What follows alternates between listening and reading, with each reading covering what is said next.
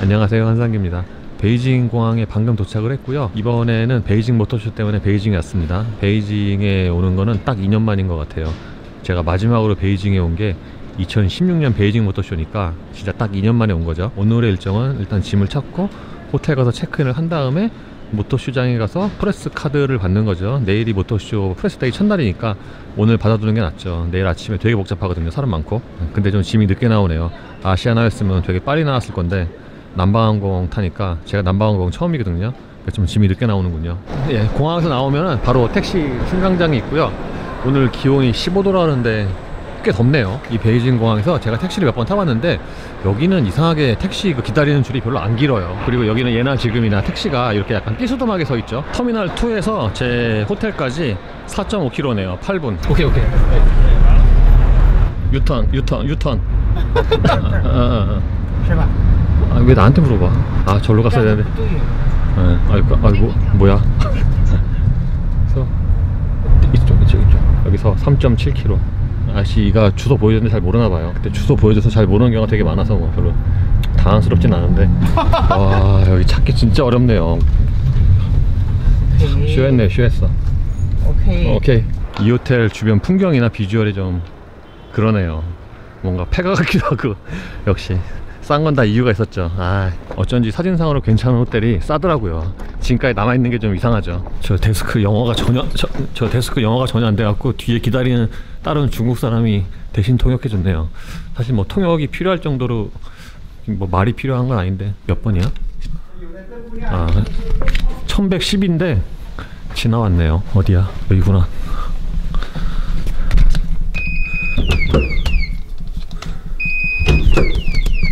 이것도 안 돼.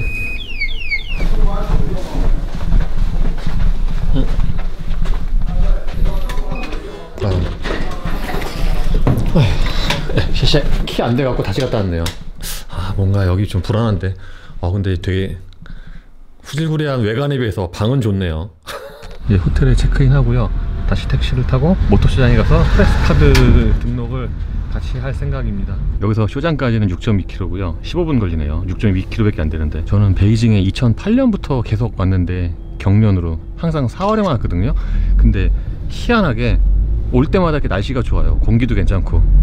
보통 뉴스에 보면 베이징 공기 되게 안 좋다고 그러는데 저는 항상 4월에 왔는데 4월에는 항상 이렇게 공기가 좋고 날도 더워요. 그리고 또 공통적으로 꽃가루가 많이 돼요. 꽃가루가. 그래서 꽃가루 알러지 있는 분들은 조금 힘들 거예요 아마. 똥 게이트. 오케이 스톱. 여기가 동문 게이트 맞나? 아닌가? 예, 지금까지 베이징 모터쇼 6번 왔는데 지금처럼 이렇게 줄이 긴 거 처음이네요. 프레스 카드 받는데. 밥 먹고 천안문 가려고 택시 잡고 있는데 택시가 진짜 안 잡히네요. 보면은 중국은 택시가 잡힐 때는 막 되게 많고 없을 땐 되게 없고 그렇더라고요. 여기는 지금 한국인 거리라고 하는 왕징인데 아까 이스트 왕징역에서 내렸거든요. 그리고 왕징에는 되게 오랜만에 오는데 그 사설 택시들이 거의 다 사라졌네요. 예전에는 왕징에서 아침에 모터쇼장 가려면 사설 택시들이 엄청 타라고 그랬는데 지금은 사설 택시들이 거의 다 없어졌습니다. 천안문 앞에 되게 오랜만에 왔는데 딱 거의 10년 만에 온 것 같아요. 근데 저쪽 거리에서 이 천안문 자금성 있는 쪽으로 이 지나가는 이 인도 있잖아요. 여기를 지나가기만 해도 여기 검색대가 생겼네요. 예, 자금성 진짜 오랜만에 오네요. 제가 2008년에 중국에 처음 왔을 때 그때 처음 구경 온 곳이 이 베이징 자금성인데 딱 10년 만에 왔군요. 예, 천안문에서 제 호텔까지 130유 RMB 나왔네요. 택시비가. 근데 140 RMB 주니까 4 RMB 안 거슬려 주려고 그러네요. 그래서 그냥 안 받았네요. 왜 계속 앉아있냐 뭐 이런 눈빛으로 보길래 그냥 안 받았습니다. 여기가 이제 호텔 들어가는 입구인데요. 호텔 위치가 기가 막혀요. 물론 이 주변에 식당도 있고 여기 건너편에 보면 주유소도 있고 뭐 슈퍼마켓도 있고 그렇긴 한데 이 주변 그 분위기 있잖아요. 그림이 진짜 썰렁해요. 완전히 무슨 공사판에 되게 흉흉하고, 아까 낮에는 되게 그랬는데 지금 밤에는 좀 낫네요. 덜 보이니까. 지금은 여기가 밤이라서 좀 괜찮잖아요. 근데 낮에 아까 택시 타고 도착했을 때는 제가 지금 무슨 공사판에 왔나? 그랬다니까요. 이 부킹닷컴이나 시트리에 보면은 이 호텔 그 전경이 낮에 찍은 사진이 없고 이렇게 지금처럼 밤에 찍은 사진만 있거든요. 그래서 오늘 낮에 와보니까 그 이유를 알겠더라고요. 낮에 사진을 찍으면은 여기가 되게 썰렁, 엄청 다 이유가 있는 거였어요. 근데 아까 낮에 말씀드린 것처럼 이 후지구레한 외관과는 달리 방은 괜찮아요. 방은 괜찮은데 이 전망을 보면은 이 방 전망이요, 창문 열잖아요? 그러면은 이 창문 열잖아요? 창문도 안 열리네. 이 벽이에요, 벽. 그리고 화장실에 비누도 없어요. 아, 이 비누 없는 호텔은 되게 참 오랜만에 오는 것 같아요. 예, 어쨌든 이 베이징 첫날 끝났습니다. 예, 언제나처럼 아침에 여기가 엄청 밀려갖고 역시 걸어가고 있는데요. 인도에도 차가 다니죠. 이륜차 길까지 차가 다니는 거는 그래요, 뭐 그냥 이해할 수 있다 치지만 인도까지 다니는 건 좀 그쵸. 예, 안녕하세요, 한상기입니다. 오늘은 중국 이틀째고요. 2018 베이징 모터쇼 프레스데이 첫날입니다.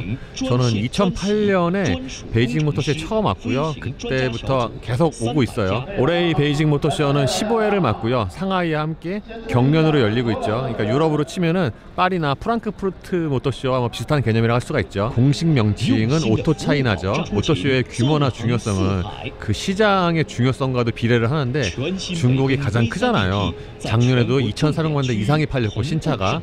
그러다 보니까 이 베이징 모터쇼 또는 상하이 모터쇼의 중요성도 점점 커지는 추세입니다. 그리고 다른 나라에서 열리는 모터쇼와 달리 좀 특색도 좀 많이 있죠. 중국의 신차 시장처럼 합작사의 차가 많고, 그리고 그 중에 또 상당수는 그 중국 전략형 모델입니다. 예, 저는 어쨌든 이번에 끝나고 장가게를 가야 되기 때문에 올해 이 베이징 모터쇼는 하루만 보려고 합니다. 예, 모터쇼니까 당연히 이 안쪽부터 굉장히 많은 자동차 광고들이 보이죠. 그리고 이쪽의 이 풍경들은 거의 비슷한데, 이쪽 면 같은 경우에는 이제 들어가기도 전에 여기 부스가 있거든요. 여기는 이렇게 올 때마다 조금씩 달라져요. 예, 여기는 SAIC 부스인데요. 그 로이 SUV를 전시를 해놓고 있는데 요즘에 그 로이 SUV가 좀 잘 팔리거든요. 그래서 좀 적극적으로 홍보를 하는 것 같아요. 베이징 모터쇼 오면은 이 부스들의 위치가 거의 변하지 않는데, 여기도 이 FAW가 여기 항상 앞쪽에 있죠. FAW는 도요타 폭스바겐이랑 합작사도 운영을 하고 있지만 여러 가지 또 자회사도 많거든요. 그 중에 하나가 FA 카스라고 승용차 전문 디비전인데, 여기서 보면은 베스턴이라고 브랜드가 있잖아요. 이거는 FAW의 독자 브랜드입니다. 그래서 지금 이 부스에 보면은 전부 FAW 모델만 전시가 돼 있어요. 근데 이 베스턴 브랜드의 판매가 그렇게 좋지는 않습니다. 예, 여기는 한탱 오토의 부스고요. 이거는 저 비교적 신생 브랜드예요. 2013년인가 그때 런칭이 됐는데, 저 실제로 본 거는 재작년에 베이징 모터쇼인가? 하여튼 이 모터쇼장에 등장한 거는 그렇게 오래되지가 않았습니다. 여기도 SUV를 전문으로 하고요. 차명이 여기 보시는 것처럼 X5, X7 이런 식으로 나갑니다. 그러니까 X 시리즈죠. 예, 여기는 화타이 모터의 부스인데요. 예전과 달리 중국의 메이저 모터쇼는 그 짝퉁차들 있잖아요. 그런 차들이 되게 많이 정리가 됐어요. 이제는 짝퉁차를 거의 잘 볼 수가 없는데, 이 화타이 모터는 작년까지만 해도 그 산타페 비슷한 또는 거의 흡사한 차들을 많이 전시를 했거든요. 근데 올해 보니까 그 모습들이 이제 많이 사라졌네요. 그리고 확실히 요즘의 추세대로 전기차를 많이 전시를 했군요. SUV 전기차. 예, 이번 베이징 모터쇼에서 넥서스 뉴 ES가 최초 공개됐습니다. 이번에 선보이는 렉서스는 7세대에 해당이 되고요. 플랫폼을 비롯해서 파워트레인까지 굉장히 많은 면에서 업그레이드가 됐습니다. 이 전면의 얼굴을 보니까 옆모습이랑 조금 차이가 있는 것 같아요. 그러니까 그 팬더 쪽 이쪽에서 측면을 볼 때는 상당히 좀 멋있는데, 이 앞쪽의 그릴은 뭔가 약간 좀 허전해 보이긴 해요. 특히 이 하단 부분에 좀 틈이 좀 많이 벌어졌다고 해야 되나? 좀 그런 느낌이 있습니다. 어쨌거나 기존의 ES에 비하면은 좀 더 스포티한 모습이 됐고요. 그러니까 차체는 더 커졌지만 그 보이는 그 다이내믹함, 스포티함 그런 거는 더 강조가 됐습니다. 참고로 차체 사이즈의 경우에는 전고를 제외하고는 다 커졌어요. 그러니까 전고만 조금 낮아졌죠. 요즘 나오는 신차들의 대부분이 전고는 낮아지고 다른 차체 사이즈는 다 키우는 추세인데, 렉서스 ES도 거기에 해당이 됩니다. 플랫폼은 새롭게 GAK라고 신규로 적용이 됐는데, 이 플랫폼이 적용이 되면서 전체적인 차체 강성 그리고 고장력 강판의 비율을 상당히 많이 늘렸다고 합니다. 그리고 이번 7세대 모델은 ES로는 처음으로 F스포츠 버전이 추가가 됐습니다. 지금 보시는 차는 ES350H 하이브리드고요. 그릴의 디자인은 조금 달라요. 그러니까 ES350과 ES350H는 동일한데 F스포츠는 그릴이 조금 더 다르다고 합니다. 그리고 F스포츠의 경우에는 저 뒤에 적용되는 스포일러 이런 장식 등이 조금 더 차별화됐다고 합니다. 알로이 휠은 17인치가 기본이고요. F스포츠는 19인치가 기본이라고 합니다. ES350의 경우에는 기존처럼 V6 3.5L 엔진을 사용을 하고 있는데 D4S, 그러니까 직분사와 간접분사를 동시에 사용하는 그 분사 시스템을 상당히 많이 업그레이드를 해서 전체적인 효율을 많이 높였습니다. 최고 출력은 302마력이고요. 그러니까 구형에 비하면 34마력이 더 높아졌습니다. 그리고 변속기의 경우에도 8단으로 업그레이드가 됐죠. 이 8단 변속기의 경우에는 토크 컨버터를 굉장히 많이 개선을 해서 기존에 비해서 그 전달 효율이 많이 높아졌고, 그리고 순발력 자체도 좋아졌다고 합니다. 하이브리드는 4세대 시스템이 적용이 됐는데 기본적으로 2.5L 애킨슨 사이클을 사용하는 건 같아요. 근데 이 역시도 엔진 내부적으로 많이 개선을 해서 열 효율도 상당히 좋아졌다고 합니다. 최고 출력은 215마력이고요. 그리고 배터리는 여전히 니켈 메탈을 사용을 하고 있는데 그 배터리 팩의 크기 자체는 좀 줄어들었다고 합니다. 그레이트월 하발의 부스인데요. 이 그레이트월이 한동안 굉장히 잘 나갔잖아요. 근데 작년부터 약간 좀 주춤하고 있어요. 요게 가장 큰 특징이 바로 이 베스트셀러인 하발 H6의 판매가 예전보다 좀 못해서죠. 참고로 그레이트월은 작년에 GD한테 추월당했고요. 원래 그레이트월이 항상 그 중국 브랜드 중에서는 1위를 계속 유지를 했는데 GD한테 추월당했고, 이 하발 H6도 올해 들어서는 그 바오준의 그 560인가? 그 차한테 판매를 역전당했어요. 그러니까 이게 약간은 저한테는 좀 놀라운 이슈긴 한데, 왜냐면 저는 하발 H6가 계속 1등 할 줄 알았거든요. 근데 바오준한테 추월당했으니까 이게 이제 그레이트월의 그 판매라든가 거기에도 상당히 영향을 미치죠. 폭스바겐 부스인데요. 이 중국에서는 아테온이 더 넥스트 제너레이션 CC라는 이름으로 팔리나 보네요. 그러니까 아테온이라는 이름을 안 쓰나 봅니다, 중국에서는. 신형 투아렉이 디자인이 많이 달라졌는데 기존에 비하면 좀 되게 투박하게 변한 것 같아요. 이 앞모습이 그릴 같은 경우에는 좀 흔한 표현이지만 뭔가 굉장히 중국 시장을 의식한 듯한 그런 디자인이고요. 그리고 이 앞쪽에서 봤을 때는 차체, 그러니까 전폭이 굉장히 많이 넓어진 그런 느낌이 있어요. 사진에서 본 것처럼 이 디스플레이는 굉장히 시원시원합니다. 저 디스플레이 창 자체가 운전석 쪽으로 좀 상당히 많이 틀어져 있는 편이에요. 뭐 보통은 평면으로 보여도 운전석 쪽으로 틀어진 경우가 사실 조금씩 있는데, 이 투아렉은 저 모니터 있는 패널 있잖아요. 저게 좀 눈에 띌 정도로 운전석 쪽으로 좀 많이 틀어져 있습니다. 그리고 S클래스처럼 계기판이랑 저 모니터랑 거의 쭉 이어져 있는 그런 타입이네요. 어쨌든 저 모니터는 크기도 큰데 굉장히 시인성이 좋을 것 같아요. 아주 시원시원합니다. 예, 이 차는 포드 에스코트입니다. 제가 내일 우한 가서 장가게 갈 차로, 렌터카로 예약한 차죠. 에스코트는 구형 포커스 베이스인데 외관 디자인은 요즘 디자인을 입혔어요. 그래서 이렇게 외관만 보면은 이 차가 구형 플랫폼이라는 게 잘 티가 안 나죠. 사실 좀 티가 나긴 해요. 약간 저 지금 내일 탈 차 미리 한번 살펴보는 건데, 뭐 렌터카는 좀 아무래도 깡통이기 때문에 이거와는 좀 차이가 많이 있겠죠. 에스코트 이게 처음 나왔을 때 모니터 자체가 아예 없었대요, 옵션으로도. 그래서 욕을 좀 먹었는데 부음 변경이 되면서 좀 많이 좋아졌다가 하네요, 실내가. 시트로엥은 DS7이 메인이네요. 이 차는 국내에도 출시가 된다고 하죠. 이 차는 웨이 브랜드의 웨이 X라는 컨셉트카인데요, 진짜로 미래적이네요. 일단 SUV에 거링도어를 채용한 것도 그렇고, 이 테일램프를 보면은 테일램프 자체가 일종의 모니터예요. 저기에 안전정보 이런 게 표시가 되죠. 테일램프 쪽에 저렇게 모니터를 출력을 하는 거는 좀 처음 보는 것 같네요. 그리고 이 계기판 역시도 저기가 한 장짜리 전부 다 액정인데 저것도 신선하네요. 여기가 지리 부스인데요. 지리 요즘에 기세가 좋죠. 한 3년 전만 해도 좀 판매가 좀 부진했었거든요. 근데 그건 이제 도약을 위한, 그러니까 플랫폼 도입을 하고 신규로 그런 준비 과정이었다고 얘기를 하긴 합니다. 어쨌든 지리가 요즘에 분위기가 굉장히 좋은데, 작년에는 그레이트 월도 추월을 했고요. 뭐 몇 년 있으면 150만 대, 그리고 2023년 이때는 연간 200만 대도 노려본다고 이렇게 오토모티브 뉴스에 뉴스가 나기도 했습니다. 여기는 ZOTY, 이걸 조티에 라고 읽기도 하는데 여기 중국 사람들은 종타이라고 발음을 하더라고요. 이 회사는 항저우에 본사를 둔 회사고요. 이 회사 역시도 작년 또 재작년까지만 해도 포르쉐 마칸 뭐 이런 이렇게 비슷한 좀 짝퉁 디자인을 많이 채용한 차를 내놨는데, 이번에 보니까 디자인이 많이 바뀌었네요. 이제는 좀 짝퉁 같은 디자인은 거의 없습니다. 여기 부스만 봐서는. 중국의 모터쇼가 다른 나라랑 좀 다른 게 헷갈리는 게 하나 있죠. 그러니까 예를 들면은 다른 모터쇼에 가면은 어떤 브랜드의 차는 딱 그 부스에만 있잖아요. 근데 중국의 모터쇼는 이 지금 보시는 것 같이 미쯔비시가 여기에도 있고 바로 조금 전에 저 지나왔는데 거기에도 있거든요. 그러니까 왜냐하면은 이게 합작사를 뭐 복수로 운영을 해서 그런데, 미쯔비시 같은 경우에는 소우이스트가 있고요, GAC 미쯔비시가 있고요. 이렇게 두 개의 합작사가 있어요. 그러니까 부스를 각자 회사가 다르니까 두 개를 차리는데, 그러다 보니까 미쯔비시가 여기에도 있고 좀 전에 저쪽에 가면 돌아가면은 저쪽에도 있거든요. 그러니까 이런 경우가 여기 종종 있어요. 와, 푸조 부스에는 이 사자상을 전시해놨네요. 저 모터쇼 다니면서 푸조 부스에 이런 거 있는 거 처음 봐요. 네, 이번에 지금 처음 보는 브랜드가 있는데요. 제투어.